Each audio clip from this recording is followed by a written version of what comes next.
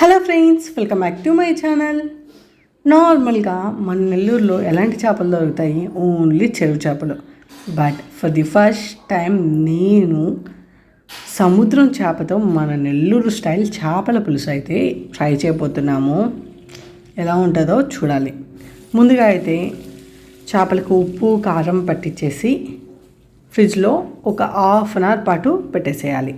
Half an hour అయిన వెంటనే stove on చేసేసి ప్యాన్ పెట్టేసుకొని ఆయిల్ వేసుకోవాలి. ఆయిల్ వేడెక్కిన తర్వాత తిరగమాత దినుసులు అలానే చిన్నగా తరిగిన ఆనియన్స్ వేసుకొని ఎర్రగా వచ్చేంత వరకు ఫ్రై చేసుకోవాలి.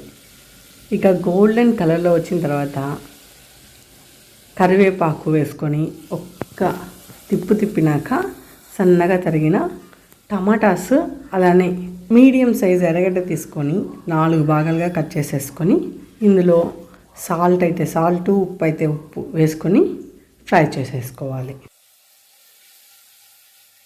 టమాటాసు గుజ్జు వచ్చేంత వరకు మనం ఇలా సన్న చెక్కపై ఉడికించుకున్నామనుకోండి, టేస్ట్ బాగుంటుంది.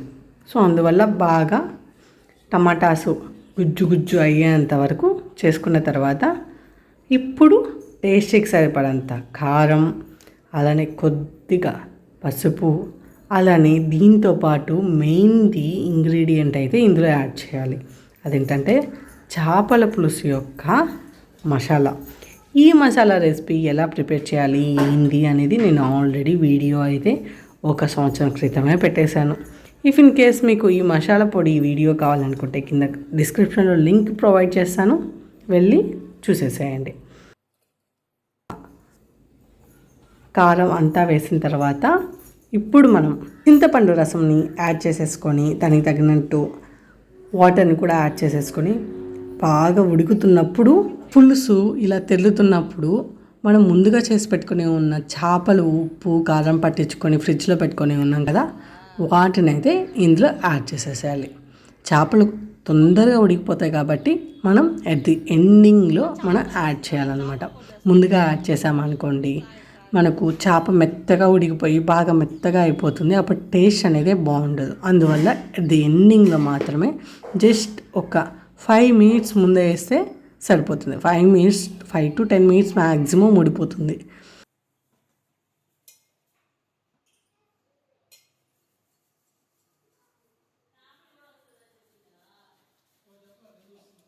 వేసేసిన తర్వాత ఇప్పుడు ఒక్కసారి ఒక తిప్పుకోవాలి.